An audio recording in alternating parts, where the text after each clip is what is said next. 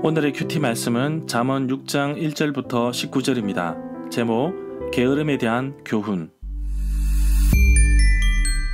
첫 번째, 관찰입니다.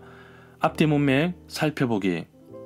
잠언은 시편처럼 시가서에 속하는데 장별로 어떤 스토리가 이어지는 것이 아니라 어떤 주제나 사건에 대해서 기록하고 있기 때문에 앞뒤 문맥이 자연스럽게 연결되지는 않습니다. 그러나 잠언 초반의 전체 문맥은 아버지가 아들에게 지혜를 얻을 것에 대해서 말하고 있습니다. 특히 지혜를 의인화하여서 여성으로 표현하였습니다. 잠언 5장에서는 아들에게 지혜를 주목하고 명철에 귀를 기울이라고 하면서 동시에 멀리 해야 할 것에 대해서 자세하게 말하고 있습니다. 지혜의 여성과 반대되는 개념이었던 어리석은 여성을 음료로 표현하면서 달콤하고 매혹적으로 다가오지만 결국 나중에 치명적인 피해를 준다고 말합니다. 계속해서 아버지의 꾸지람과 잔소리 같지만 순종하게 되면 먼 훗날 후회하지 않는 삶을 가져다 줄 것입니다. 잠언 6장은 이웃과 친구 사이에서 생기는 재물에 관하여 말하고 있습니다. 어려운 사람은 도와주어야 하지만 잘못된 빚 보정으로 무모한 행동은 하지 말라고 아버지는 아들에게 말하고 있습니다. 그러면서 물질뿐만 아니라 시간에 대해서 언급하고 있는데 게으른 자에게 개미에게 가서 지혜를 배우라고 합니다. 결국 지혜를 멀리하는 사람에게 얻어지는 것은 재앙에 속할 만큼 나쁜 일들이 많다고 말하고 있습니다. 두 번째, 해석입니다. 문단 나누기, 내용 파악, 중심 줄거리. 문단을 나눠보겠습니다.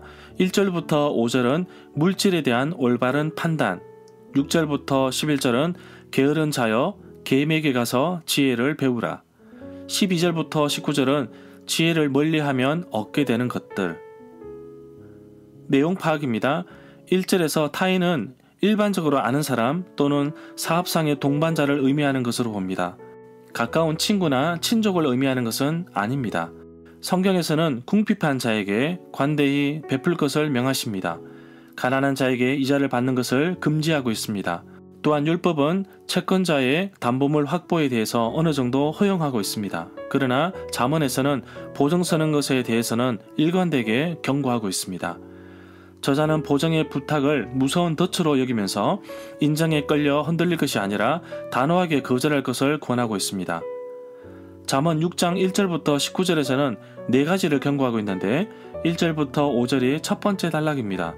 첫 단락에서 보증 서지 말라고 한 경고는 뒤에서도 자주 되풀이되고 있습니다. 이는 냉정하려는 말이 아니라 자비로운 마음 때문에 스스로 망하지 않게 하려는 것이라고 볼 수 있습니다.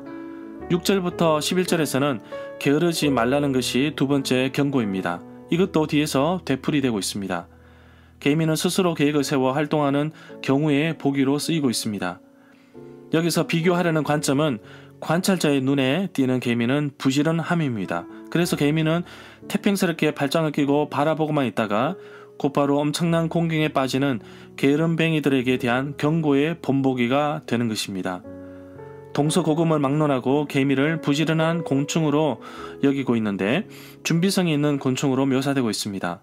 저자는 개미의 속성을 통해서 사람의 게으름을 역설적으로 꼬집고 있습니다. 12절부터 15절에서 세 번째 경고는 남에게 해를 끼치는 사람의 행태를 비난하면서 그 야비하고 엉큼스러움을 싫어하게 만들고 있습니다. 불량한 사람은 히브리어 문자적인 의미로는 사회에서 아무런 유익이 없는 무가치한 해방꾼, 즉 선한 모든 것들에 대적하는 사악한 자라고 가리키고 있습니다.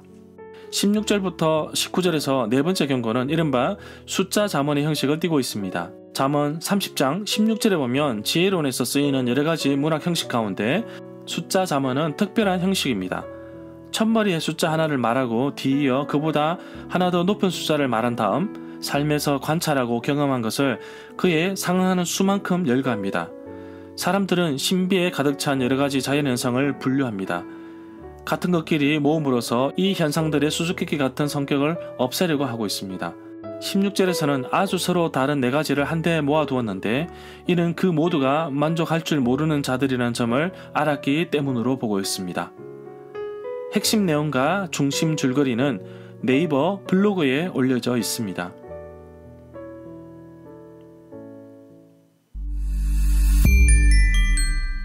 세 번째, 적용입니다. 내게 주시는 교훈.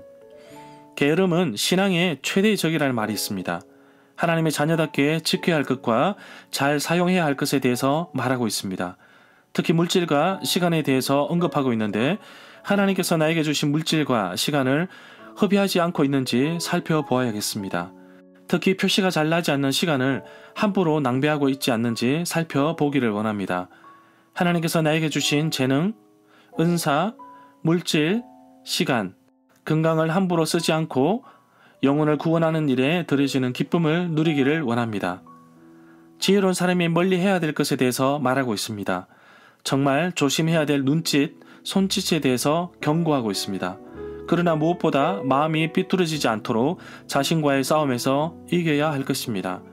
정말 멀리해야 할 것은 17가지가 열거되고 있는데 어느 하나 온전한 것이 없음을 볼 수 있습니다. 버려야 할 것은 버려야 온전해집니다.